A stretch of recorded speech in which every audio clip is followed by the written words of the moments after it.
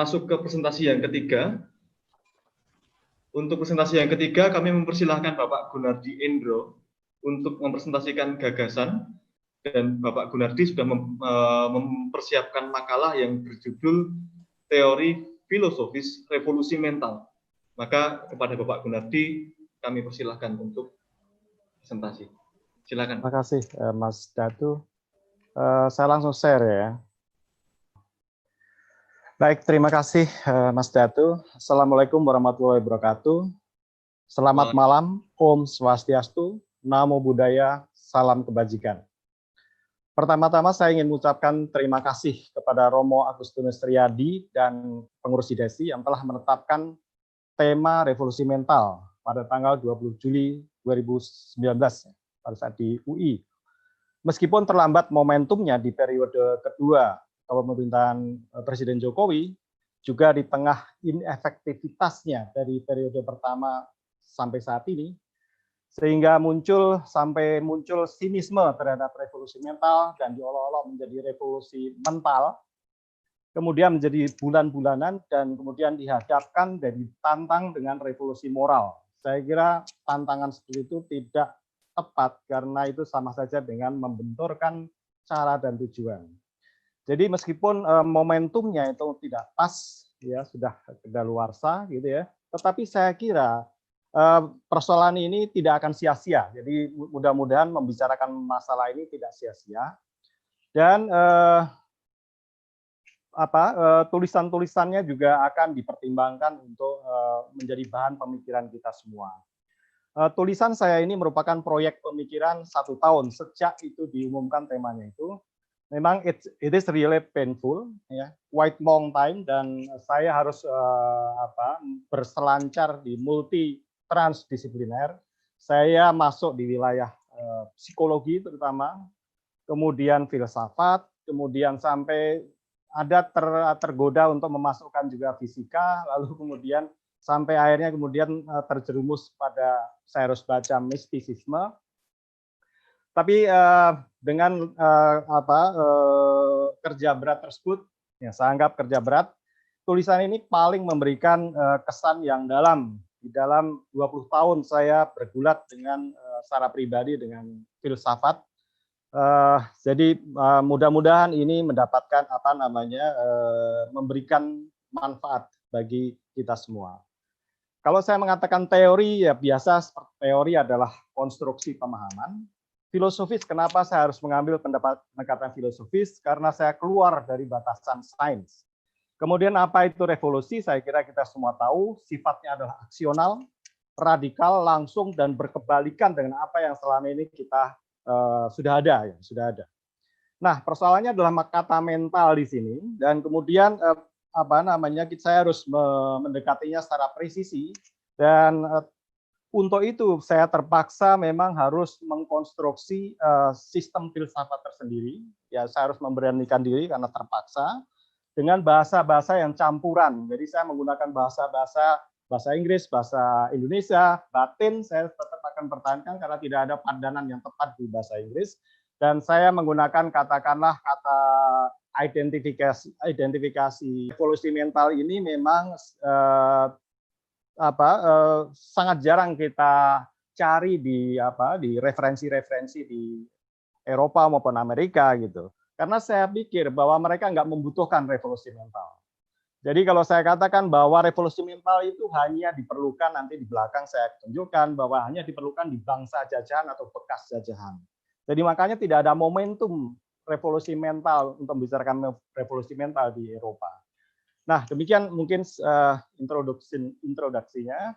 Lalu problematika revolusi mental adalah bahwa saya bermula dari Kunchara Nengrat. Saya kira Kunchara Nengrat itu merupakan seorang ilmuwan yang sungguh-sungguh mumpuni.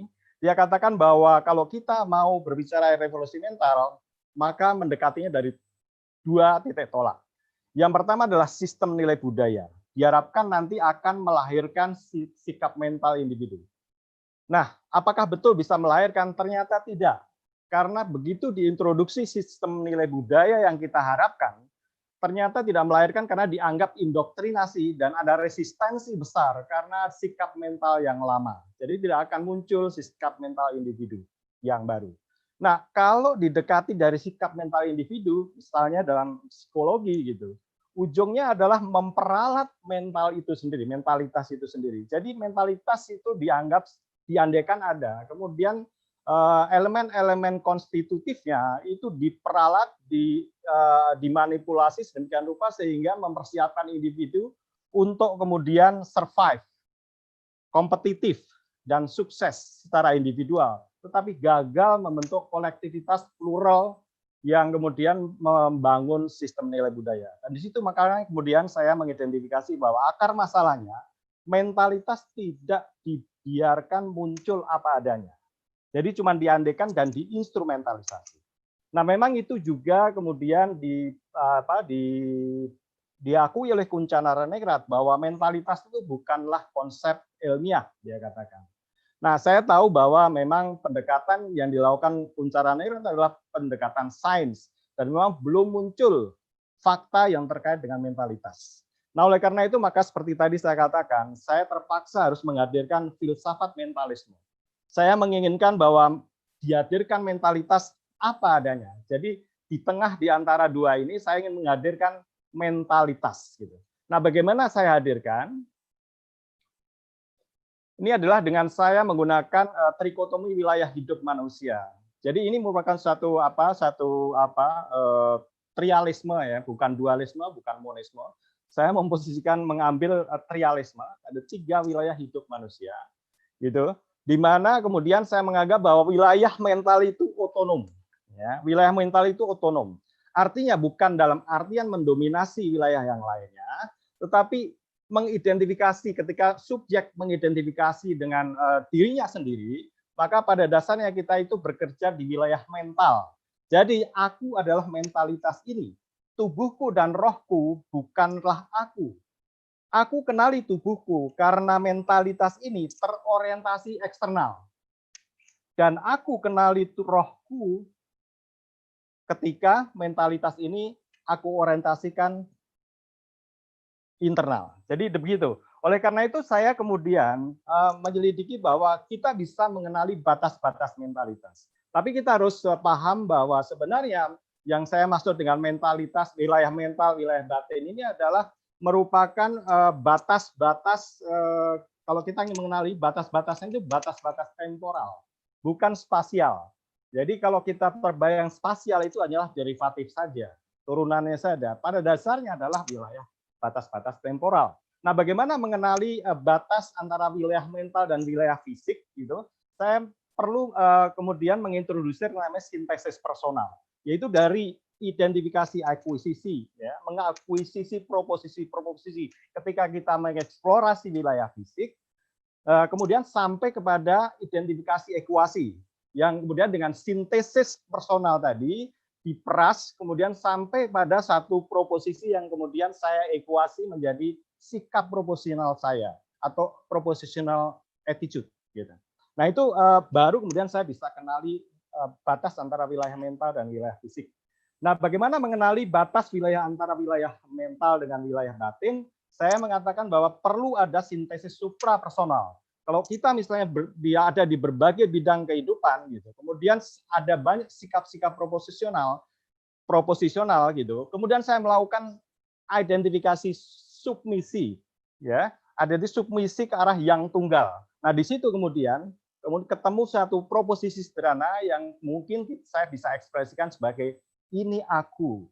Nah, dari situ kemudian saya katakan bahwa batas mentalitas dan mentalitas hanya dapat dikenali atau muncul adanya apa adanya jika mentalitas ini itu terorientasi inward, ya, jadi inward ke dalam. Gitu. Nah, jadi seperti itu dalam konsep yang saya tawarkan. Gitu. Nah, bagaimana tumbuhnya satu mentalitas itu? Saya sedikit banyak memodifikasi posisi dalam psike dalam pemahaman psikologi sampai saat ini. Nah, saya mengatakan bahwa elemen mentalitas itu, saya katakan elemen konstitutifnya itu ada 3. Ya. Saya justru mengambil desire, yang berkorelasi dengan kemampuan afektif, rasio berkorelasi dengan kemampuan kognitif, dan free will berpasangan dengan belief untuk menentukan kehendak, ya, itu merupakan berkorelasi dengan kemampuan konatif.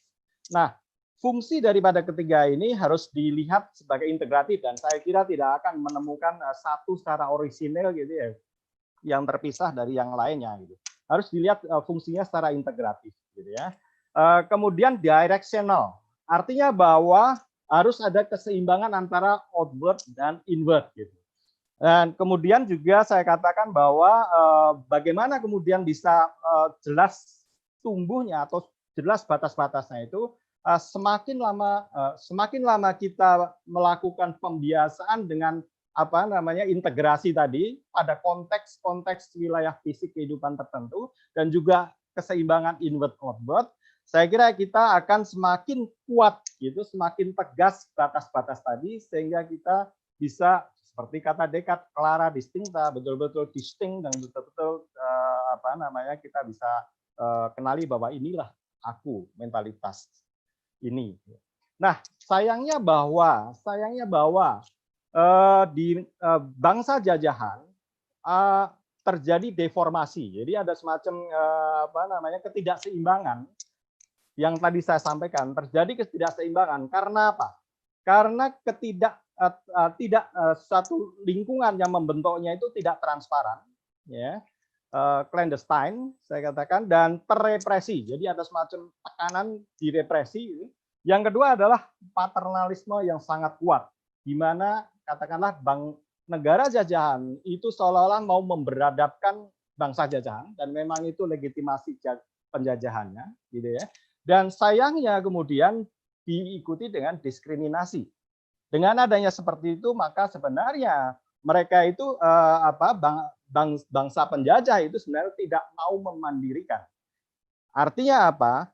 Justru malah mengeksploitasi, karena pada dasarnya penjajahan itu hanyalah merupakan dominasi politik sekaligus eksploitasi ekonomi, saya katakan. Nah, kemudian saya mengingatkan bahwa waktunya 5 menit lagi. Baik. Nah, kenapa bisa begitu? Jadi ada kemungkinan bisa analisis itu terlalu lemah. Kalau analisis terlalu lemah, desire terlalu kuat, kemudian muncullah kemalasan, tidak tahu apa yang harus dilakukan, akhirnya lari ke mistisisme. Sebab yang kedua adalah sintesis, analisis terlalu kuat dibandingkan dengan daya sintesis. Dari situ akan muncul kemandekan sintesis. Kalau sintesis mandek, maka kita tidak mengenal lagi aku, yang mentalitasnya kemudian lemah, gagap, gugup, lemah semangat, tidak bertanggung jawab, ya, sifat-sifat yang muncul, egoisme sektoral, korup, ya, kemudian lemah leadership, cari aman saja, minta arahan luar kalau misalnya mendapatkan persoalan. Mungkin memang ada yang melakukan sintesis suprapersonal, misalnya dengan masuk sufisme dan sebagainya, tapi sifatnya fragmental, bukan merupakan kelanjutan dari sintesis personal. Oleh karena itu, maka kalau dia religiusnya bersifat selfish, sulit kerjasama, dan intoleran terhadap perbedaan. Jadi itulah makanya kemudian kesimpulan saya bahwa kalau misalnya mentalitas normatif itu harus dirubah, tentu kita harus merubahnya. Dengan cara apa? Menggeser dari yang tadinya locus of control-nya itu eksternal, jadi tergantung dari luar, maka harus dikembalikan ke dalam, gitu ya. Jadi ke inward, ke internal locus of control. Karena kalau misalnya tetap di eksternal, maka kebahagiaan seolah-olah kemudian digantungkan pada eksternal lingkungannya. Sehingga orang kemudian blaming others kalau mengalami unhappiness dan sebagainya, terombang-ambing eksternal lingkungannya, tidak disiplin, mudah menjadi objek manipulasi. Dan itu yang saya kira gampang untuk mengidentifikasi. Nah, oleh karena itu revolusi mental yang saya tawarkan itu ada 3 alternatif. Yang pertama adalah suicide, bunuh diri. Artinya dari ada menjadi tidak ada, selesai. Fatalis gitu. Tapi saya kira itu tidak bisa diterima akal sehat karena memang itu sama aja dengan lari dari tanggung jawab. Kemudian alternatif kedua adalah revolusi sosial yang kemudian barangkali itu kemudian menjadi tujuan pencanangan revolusi moral gitu. Saya kira mungkin agak mirip gitu ya, revolusi sosial. Nah ini saya kira mungkin yang digambarkan tentang apa G30 SPKI zaman dulu artinya apa? Mau mengeliminasi standar buruk. Kemudian mau melakukan homogenisasi ya. Jadi menghilangkan perbedaan, menghilangkan noda-noda gitu. Masalahnya adalah versi siapa gitu. Nah itulah makanya bisa muncul clash of civilization seperti revolusi Prancis, G30S dan sebagainya. Saya kira itu tidak bisa diterima karena seperti tadi Romo Armada sampaikan bahwa itu mengorbankan orang yang tidak bersalah. Gitu. Nah oleh karena itu saya tawarkan adalah alternatif ketiga yaitu dengan cara membalik saja. Seharusnya yang sekarang ini analisis lebih kuat daripada sintesis. Kemudian harus ada intervensi politik, kita membentuk adanya suatu secara metodis, sistemik, sistematis untuk membaliknya daya sintesis jadi lebih besar daripada daya analisis sedemikian rupa sehingga pada akhirnya terjadi keseimbangan menggeser locus of control dari eksternal ke internal. Gitu ya. Nah, masalahnya adalah tantangan di sini ya.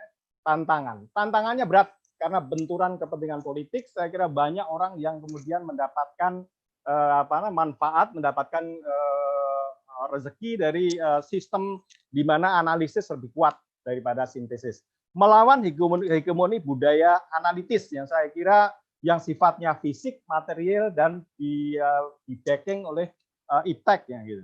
Nah, ditambah lagi karena ini akhirnya menjadi urgent revolusi mental itu karena adanya arus digitalisasi yang luar biasa dengan pegiat-pegiat neuroscience, artificial intelligence seolah-olah mau memanusiakan robot sesempurna mungkin dan sebaliknya juga mau merobotkan manusia sesempurna mungkin. Saya kira itu merupakan upaya mereduksi manusia menjadi pecundang dalam peradabannya sendiri. Ditambah dengan adanya proyek survival di era revolusi industri 4.0, saya kira ini seolah-olah kemudian kita berpacu harus mengerahkan kreativitas dan sebagainya. Tidak akan mungkin kita menjadi pemenang kalau kita tanpa revolusi mental loh. Karena itu revolusi mental itu sangat-sangat urgent dibutuhkan. Di mana peran Hidesi tentu menyusun, memformulasikan tentang metode sintesis yang kemudian untuk mengimbangi analisis tadi. Karena etisis saya kira merupakan dia terbiasa menggunakan metode sintesis di Indonesia. Tidak ada asosiasi yang lebih mampu lagi, kompeten lagi di sini di Indonesia selain Hidesi. Gitu ya. Kemudian sebagai filsuf, mungkin satu-satunya mungkin barangkali di dunia yang paling mungkin ya komunitas Hidesi ini karena untuk mengemulatnya, mengimbangi bangunan filsafat analitis yang sudah ratusan tahun berdiri tegak dengan banyak jenius di sana dan sebagainya. Nah, kemudian saya katakan bahwa dengan proposal ini saya ingin mengatakan bahwa sesuai dengan Marx mengatakan bahwa filosofi is not just to interpret the world, but to change it. Tapi saya nggak setuju dengan usul Marx dengan mengadakan revolusi sosial, tapi saya mengajukan di sini dengan revolusi mental. Dan saya kira dalam situasi seperti ini saya juga menuntut pengembalian Aristoteles gitu. Dalam situasi postmo dan post-truth saat ini banyak post-sofis dan relativistik gitu. Maka saya kira perlu mengembalikan Socrates di dunia bukan sebagai sosok tetapi sebagai sistem metodis yang kemudian mampu melahirkan Socrates progresif masa kini di Indonesia gitu. Nah itulah kemudian terakhir saya pesan kepada barangkali di sini banyak generasi muda, mahasiswa filsafat. Saya kemudian sangat gembira sekali bahwa animo masuk filsafat dari kalangan muda itu begitu besar sekarang. Saya cuma ingin memberikan pesan barangkali bermanfaat bahwa saya telah membuka ladang baru. Filsafat sintesis, mentalisme, untuk bercocok tanam. Saya ingin mengajak untuk ikut bercocok tanam. Jangan biarkan saya terkubur sendiri di ladang ini. Jadi mungkin saya baca ini agar supaya bisa tepat waktu, mudah-mudahan bisa bermanfaat. Terima kasih.